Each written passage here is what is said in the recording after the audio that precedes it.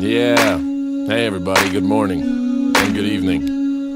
My name is E-Double. I have an album out called Hip Hop Is Good. Have you heard of it? No? Me neither. Well, go to edouble.com. Find me on Facebook. Yeah. Let's have some fun. Yeah, Freestyle Friday, but this ain't a freestyle. Take 5 minutes just to lay this beat out. And I'm on my feet now, never gonna lay down. Black Paisley is the motherfucking name now. Walker, get my name out, try to keep the lanes back. Tell them how a little bit of truth can bring the game back. And I'm on my honest shit, prayers Obama shit. Take responsibility for things we promising. And I can't promise shit, but I won't compromise. Not the type of dude to try to keep the people polarized. Let's be talking sunshades. I got my blue blocks, and I'm still inspired by the Biggies and the Tupacs. I go hard, my word to y'all, cause we need some new shit to keep the youth involved. How it's in just past, keep the truth involved. 3 wars going on, got the troops involved. 2010 not looking any better than the rest yet. So broke, people dying over rent checks. Not me, cause I need to keep inventive. Bending over backwards, Ben Bernanke with the bench press. He's got a tough job, we in tough times. You want eloquence? I got tough rhymes, and I bust rhymes like a woo-haw. I'm up in Hamden drinking brandy with the blue straw. And I'm new, y'all, at least to you all. But I'm trying to keep it moving like a U-Haul. I'm like 2 tall Jones, in fact, I'm one better. Send a letter, get that nickname back. And we tote no jokes in that big flame back. Waka waka with the flame, Sesame Street front. All I'm trying to do is kill in 2010. Love it, hate it, and debate it. Go and share it with a friend. E-Double, I pop rhymes, I pop shit you want all the time. I drop tracks, I sing raps, I make beats that make you fucking clap. Clap, clap, clap, clap on, clap off. Got the clapper sitting up on my wall. And I'm all off it, off it, off it, off. Hey.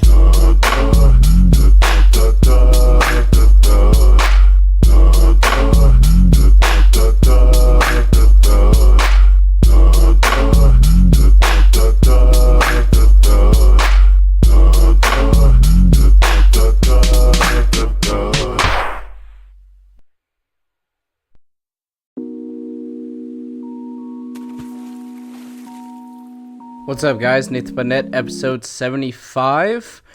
I'll be honest, I originally was going to kind of put off this episode or delay it, but it's the 75th episode, so I had to simply record it. The only reason I was going to put it off is because I've been sick, and also I was trying to think of some topics to talk about, but it's the 75th episode, so I had to, it's a good milestone for the podcast, so I couldn't just simply skip it. But before we get into all the basketball talk, with the 75th episode, I do have a bit of announcements as well. You guys may have seen that I have a lot of videos already up on the channel, like scheduled to come out or set as premiere. You may see like a Pop video, a Hawks video, Cavs video, things like that are scheduled to come out. A big reason for that is I'm going on vacation in April, so I'm trying to pre-record some stuff for you guys and make sure that y'all have content even whenever I'm gone.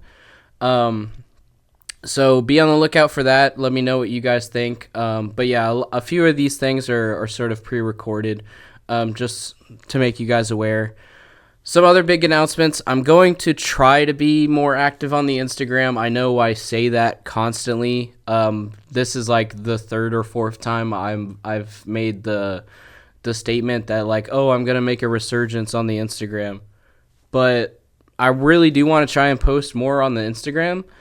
And with that, I'll be posting more shorts, more TikToks, things like that. But the big announcement is that I am finalizing the merch. I mentioned it last episode. I'm finalizing a few of the designs, and I should start selling around March 1st. If not March 1st, at least hopefully the first week of March. So by the time this episode comes out, this episode should come out on the 27th. If you wait a few more days, the merch will be live. So go and check it out. That's nathanbutt.net. It'll be in the description. Thank you guys so much for those of you that help me out, those of y'all that check it out. I think you can link products to YouTube directly, so I'm going to check that out. That way you can buy it directly from just down in the where the comments are, rather than going to the site. I'll test that out. But in any case, merch should be coming soon, so I really would appreciate if you guys helped me out and check that out. With all of that said, Again, episode 75. So this is a big milestone. If I had actually uploaded the podcast every week, then we would have been well over 100 episodes, well over probably almost 200 episodes at this point, because it's been 4 years. So, 4 times 52 weeks in a year, we would have been over 200 at this point. But I was still in college when I started this podcast, and I was busy a lot. I'm still really busy now with doing things like making the merch, and this is a business that I have to run on top of my 9 to 5. And before I used to tell people like, oh, this is a business, as in like, yes, it's my hobby, but it's also like I put dedication into it. But now, another sort of big announcement is because of taxes and I'm making money from YouTube now, it actually is a business. Like legally, like Nathan Butnett is a business now. So I have to put work into this. I have to put dedication into this, things like that. So it's before like this. It's just crazy the amount of journey that this podcast has come through.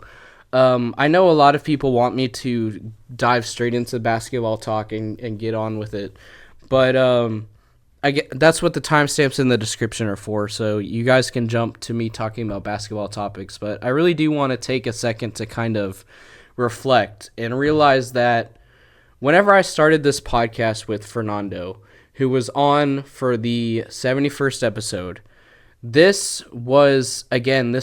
talked about it a lot. This was a hobby. This was something that, was cool. It gave us an outlet to kind of vent our basketball ideas, our basketball takes, things like that. Something to get us away from school and also just kind of hang out and all that. It wasn't too serious. I did kind of have the vision back then of, maybe if I put some time into this, that like maybe it'll grow into something big. Maybe I hit 5K subs, maybe I hit 10K subs, and this gets sort of an audience. And I did think that was kind of a cool idea.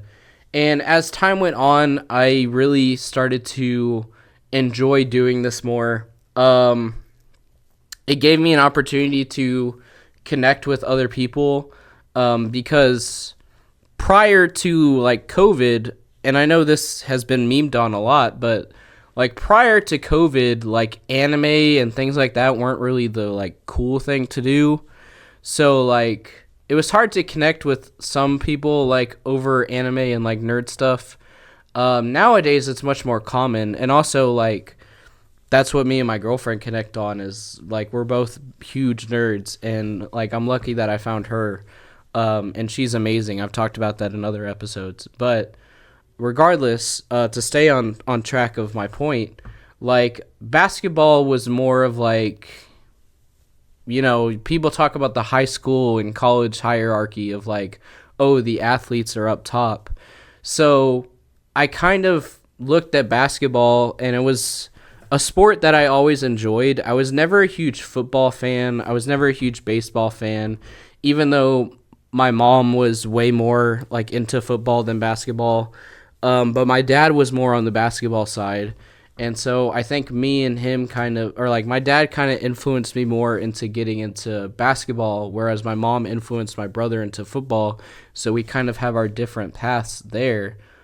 And with like me being nerdy, I looked at like the math of it. I was a huge like history nerd as well, which again I've talked about, like sort of steered the direction for the channel.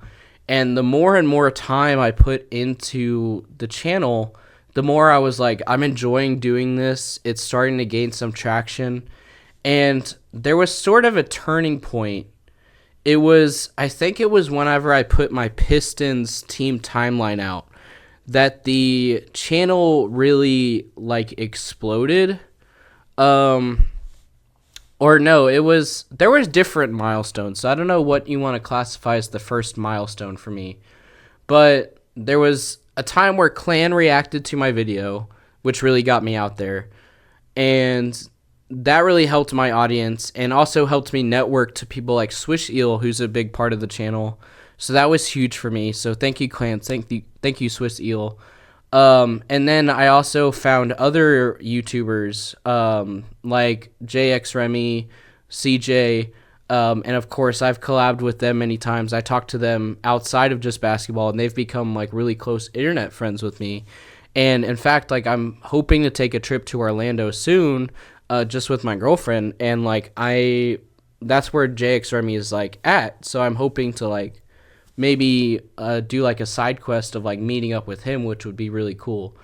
So it's just, I don't know. To me, it's really cool to look at sort of the butterfly effect of like, I went up to Fernando and I was like, I was watching a bunch of podcasts beforehand. And again, like I actually had a podcast before the basketball podcast with like my friends from high school, but that was just, us in high school just goofing around. But I was really into like the podcast format. And people joke nowadays of like, oh, well, everybody has a podcast. You just buy a mic and you just rant, which is kind of what I'm doing now. But just the butterfly effect of like, I was kind of into podcasts. I reached out to Fernando, who was a Houston fan. I was a Spurs fan. I was like, hey, this could be kind of cool, like Texas rivalry. Like, let's talk about it and like start a show. And just where it's come from since that day, the doors that it's opened for me to, again, like network with people like Swiss Eel and JX Remy, like these people that I feel like I've become genuine friends with that I would not have like met or known their existence without starting this channel. It's kind of crazy. And like, I always had the goal to sort of, I don't want to sound like narcissistic and be like, oh, get famous or like put myself out there. But I always did think it would be cool to sort of have this like monumental thing I can like stake my claim to, like stake my name to. Like, I don't know how else to explain it, but like, again, one big thing I really want to do is like go on tour or something like that, or like just be sort of an authority in the basketball space, like be recognized, and just to be like, yeah, Nathan Buttnett, that's me, is kind of cool. Like, and I really do want to like go on tour with this podcast one day so that I can look back in my life and be like, yeah, that's something I did. And again, that goes with my indie game too. Like I've mentioned my indie game a few times, which that's also in the description. That's like a side thing. I might make a other channel for it so that it's more separate. But indie game kind of the same thing where it's like, I want to make that so that my ideas and my creativity are just out there. And I can be like, yeah, I made this. Like, this is mine. And so just to look at where it started versus where it is now, 75 episodes into the podcast. And by the end of the year, like, it'll be almost 100. It's just, it's mind-boggling. Like, and with everything in video, like, there are some older YouTubers that have talked about this, where you can go back and see, like, old that or like younger them versus them now, and sort of like through the videos, you can almost see them like grow up. It's the same thing with like me now, where it's like this podcast has been going on for 4 years. You can see like my voice drop, like me grow facial hair, like all this stuff. It's just, you don't realize how fast time is going and the impact it has on you until you reach certain milestones like this.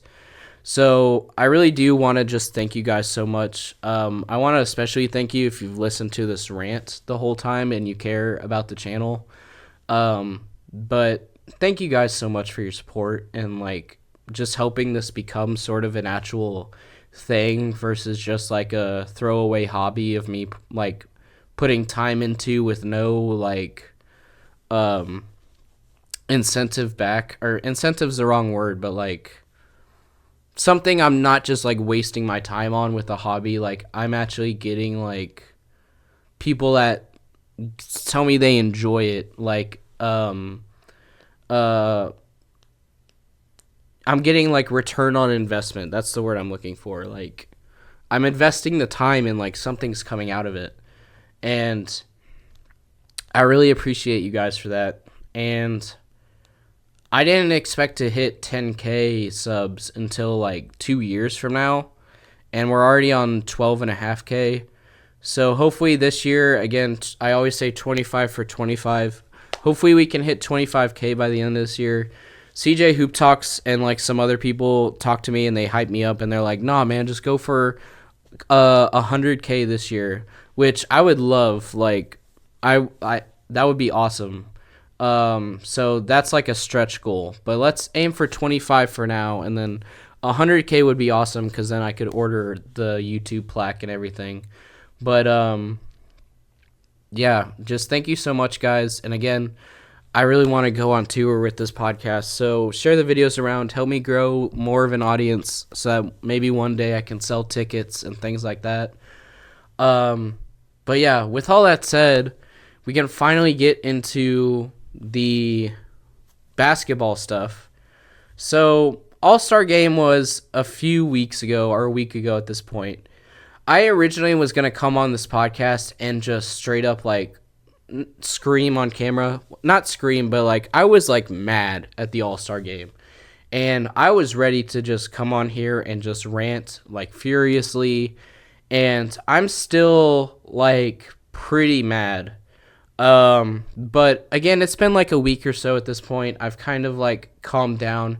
And I think a lot of people have gotten it out of their system now. So like this episode may not even really be relevant anymore. But hang on, I gotta blow my nose, guys. I'm gonna mute my mic real quick.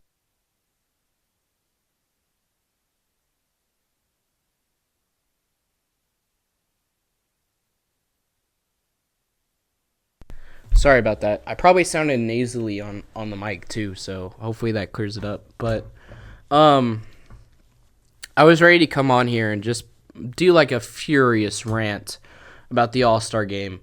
But I think me and a lot of people have kind of gotten it out of their system now.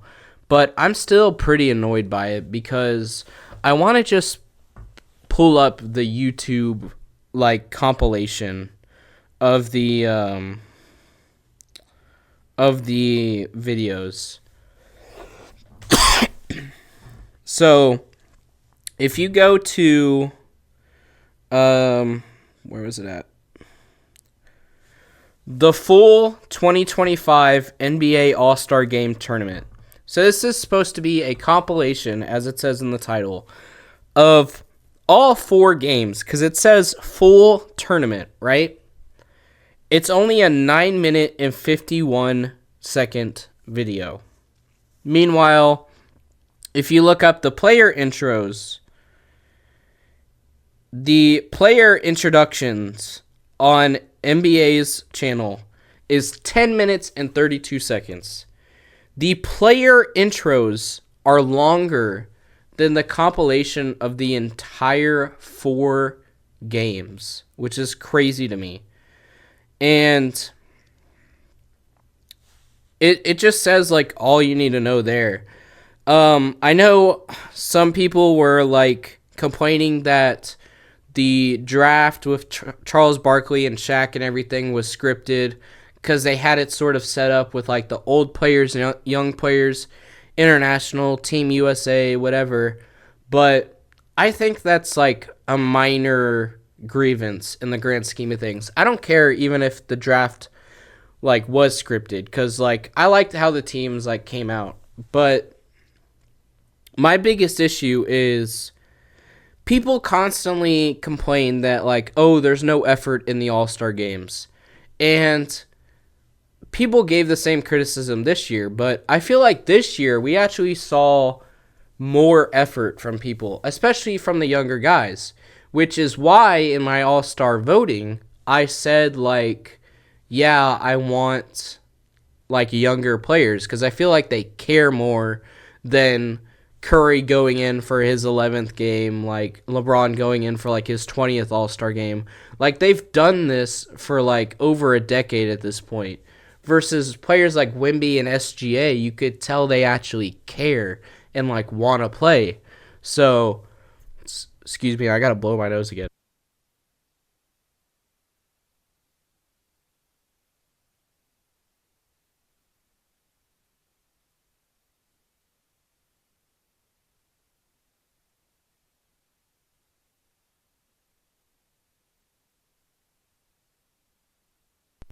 I told you guys I initially wasn't gonna record because I was feeling sick. So, I gave y'all fair warning. But I just really don't want to sound nasally on camera. But again, these younger players are really giving effort, and I know I'm gonna get hate for this. I know I'm gonna get hate, but it really kind of makes me excited for the day that KD, Curry, and LeBron retire. And I know everybody is immediately typing on the keyboard or hitting the dislike button and hating on that. Like, I can't believe you're hoping for the day we're going to lose these legends and stuff. Like, oh, I'm going to cry the day LeBron retires. Why are you hoping for it? And yes, I see your point. That's not me diminishing like their legendary status and everything. Like, all of those players are definitely like in the Mount Rushmores. They're in the top, 20 whatever players all time NBA or wherever you rank them, right? But it's just people talk constantly about voter fatigue and things like that, and all-star fatigue and MVP like fatigue and all that.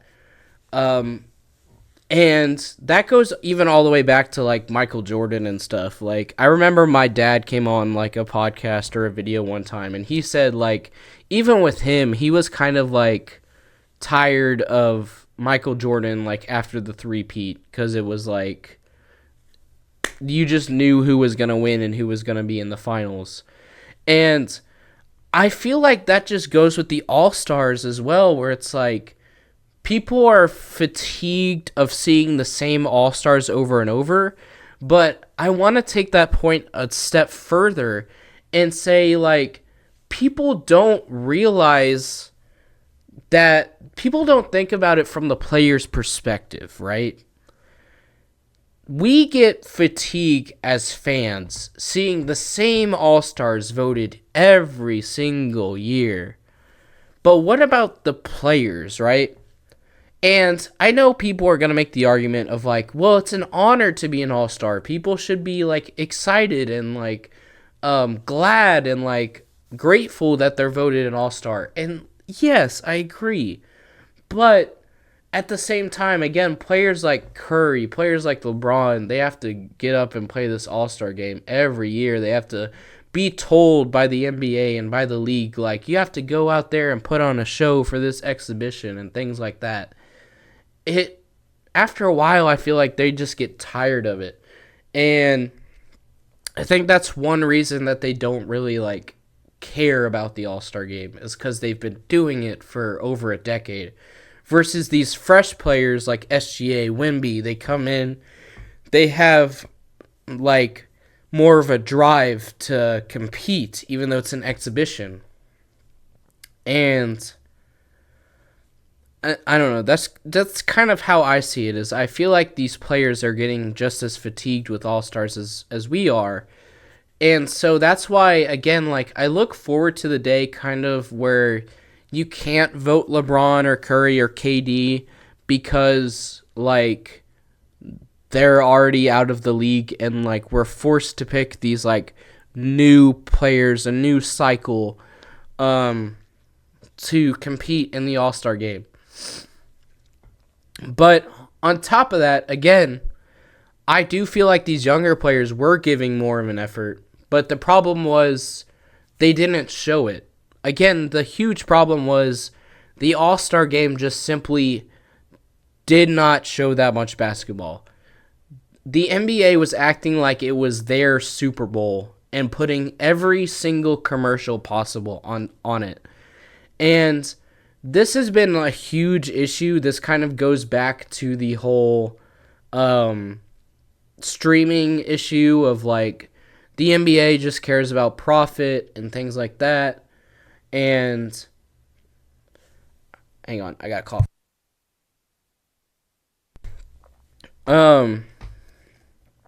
It just it just shows like they are not giving like good product. And I know that's being debated a bit more now. Kenny For Real talked about how the NBA isn't a bad product, it's just how it's being presented. But I feel like what I'm saying lines up with that. It's like, I'm not saying that they're playing bad basketball. I want to see more of the All-Star basketball now. But the NBA isn't giving it to us. They're just slapping so many commercials on it. And I saw a tweet, and I don't know how accurate this was, but somebody did the math and said it was 3 hours of slotted TV runtime, right? Like they reserved from like, I forget when what time the All-Star game was, but let's just say it started at 7, because usually NBA stuff starts at 7. So let's say they had from 7 to 10 p.m. That was their allotted TV time.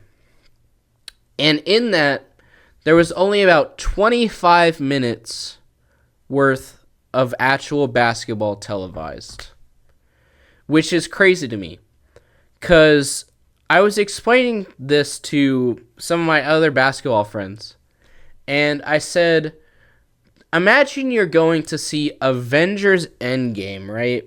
Like a 3-hour film, and you, in the middle of the movie, you go out, you go to the bathroom, and you get some popcorn. Maybe there's a bit of a line to get popcorn, and you end up taking about 15 minutes to get back into the movie. And within that time, half of the entire fighting and everything with Thanos and all that is already completed for the entire movie's runtime. And then the entire the entire rest of the 3 hours is just Robert Downey Jr. with the stand-up mic and them sipping like Pepsi for product placement. That's essentially what the All-Star game was.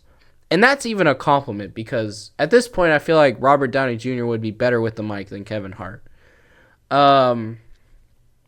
Because it was just like, I don't know, Kevin Hart was just not funny.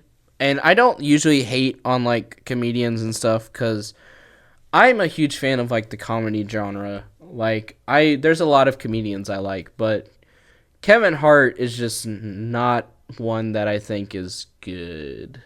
And I don't know what other people's opinions are, but for the All-Star game at least, it seemed a lot of people agreed that his mic just needed to be shut off.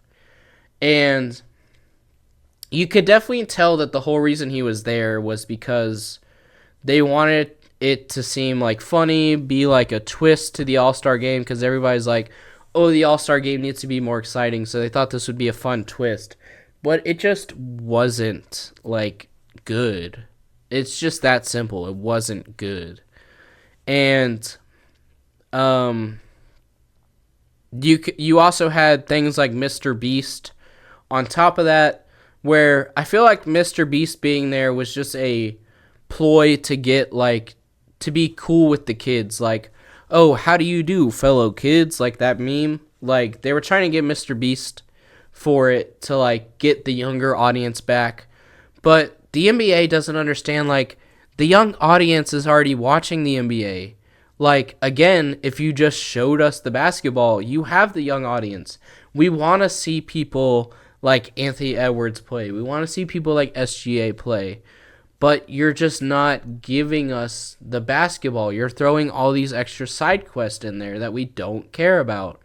And on top of that, the whole Kevin Hart thing also goes into an issue that's been an issue with the All-Star game for years, which goes into actually like keeping the conditioning of players' bodies, right? Because a big argument for the All-Star game is like, oh, players don't try because of risk of injury. And people often like scoff that argument like, oh, that's just an excuse. But when you really dive into it, like it makes sense, obviously. Like, why would they care about going all out, risking injury, doing these crazy dunks when like 5 months from now, 4 months from now even, they're going to be competing for the biggest trophy, like the ultimate prize for the season, which is winning a championship. Like they're more focused on that. But to even like be more specific on that, it's like the players constantly complain that they don't get enough warm-up time, which contributes to injuries. And SGA, which again I said wanted to actually give effort and play basketball, was also complaining that with Kevin Hart, whenever he was interrupting him to do the whole like, oh, you're wearing mustard shoes, like that dumb joke, like their bodies are cooling off. Like they need to keep their bodies like in motion to not get injured. And Anthony Edwards also talked about that, where Anthony Edwards like said like we didn't get enough time to warm up, our bodies were getting stagnant, things like that. They just need to take more care of the players if they want the players to actually like compete. And then there's also the issue with the dunk contest. With everybody jokes about like Mac McClung, and all that. Mac McClung. They like he's won it the past 3 years, and yet he's still in the G League. And luckily, he's been doing such a good job that it has sort of revived it and wanted players to be in it. But the thing is like players are just refusing to be in the dunk contest, which again, a big reason is due to the fact that they want to stay healthy and things like that. But I've seen a lot of people propose something that I actually think would be a decent idea, which is you don't give players a choice. You get like, say you do like a vote of like, you do like all-star voting, right? This is my proposal to make the dunk contest work. You do a vote like the all-star vote of who is the best dunker that season. You get like the top 3 votes. Those people compete, right? If a player refuses to do it, they get fined.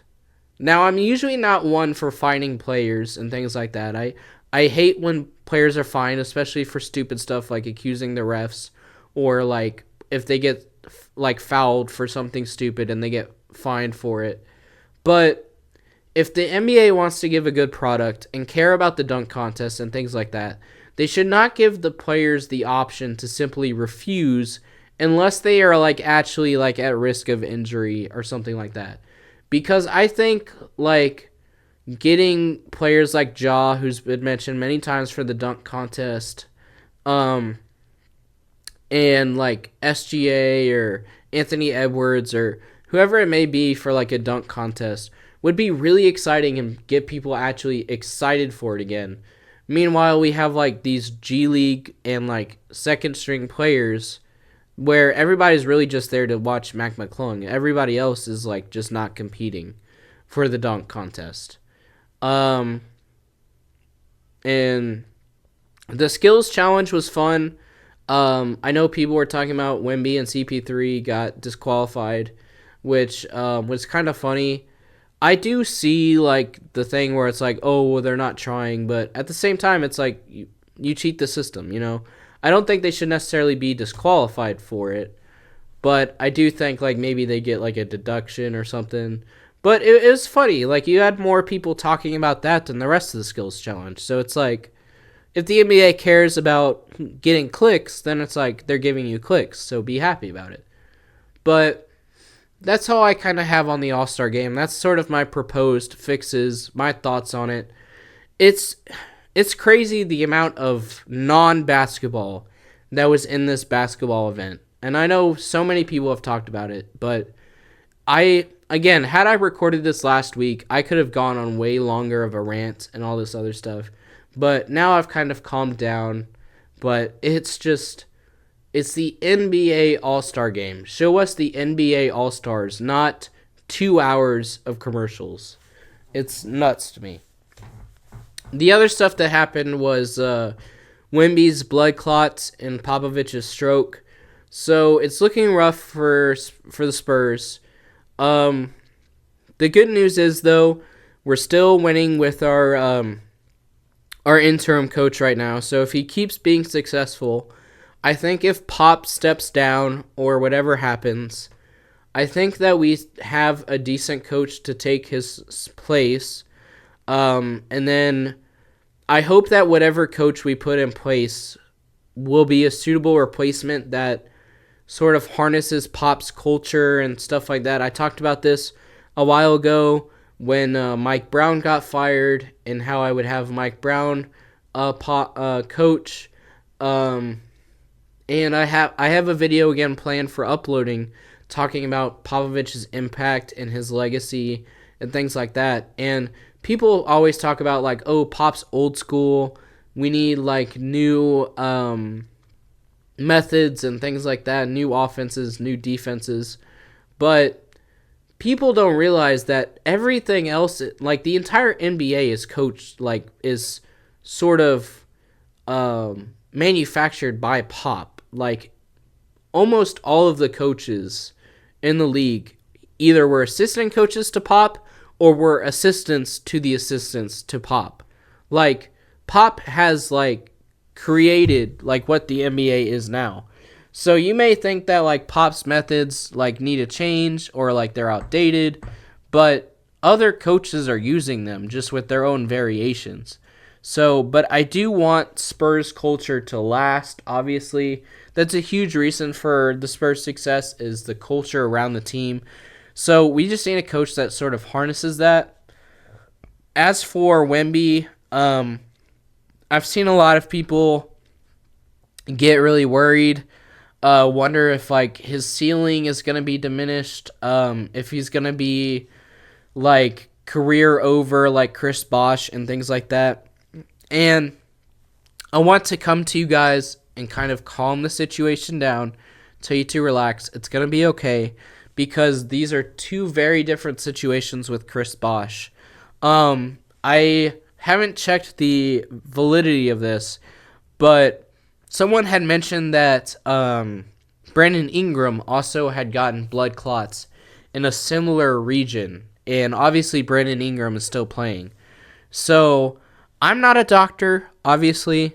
The people I've talked to about this are not doctors as well, but it seems like Wemby's just put on some blood thinners and it kind of goes away. The thrombosis, it just takes some blood thinners and it's good. The only question is what caused it, because apparently that's a thing that comes from more scarring and things like that from surgeries, which obviously Wemby hasn't had much of recently, at least not since the start of the season. So it's more of a question of what caused this so that it doesn't happen again, which is also kind of leading to people's worries. But I don't think he's going to cut his career short like Chris Bosh, because the thing with Chris Bosh was his blood clots were in his lungs, it's way different, because then that blood clot can go to your heart and then kill you. So, very different situation. Wemby, KD gave his comments as well, like joking about it, like get some Legos, rest for a little bit, don't let it like get to you, don't let it affect you, come back harder next season, all that, which I agree with. The only thing that sucks is that Wemby had Defensive Player of the Year like in the bag, and I feel like this is yet again a year that he's going to be robbed of it. But with all the people saying like, oh, this is the end of Wemby's career, he's going to turn into a what if, he's going to be the next Chris Bosh, I don't think that's the case. The only thing that disappoints me is that now Wemby's not going to be eligible for a lot of these records and awards and things that he would have gotten. But how long have I been recording? About 45 minutes ish. Again, guys, I usually record for an hour, but this one's kind of shorter because I don't have very many topics. Also, I am kind of sick, but I did want to get an episode out for you guys. So thank you guys so much for watching. I'm going to go ahead and just cut it here. I'll have more to talk about in other episodes and stuff like that. Again, thank you guys so much for letting me do this for 75 episodes and letting me sort of create this to share with you guys, like letting me do this channel and this podcast. Thank you for being a part of it. With all that said, thank you guys so much. I hope to see you all in the next one, and I'll see you guys later. Peace out. Nathan Manette, episode 75.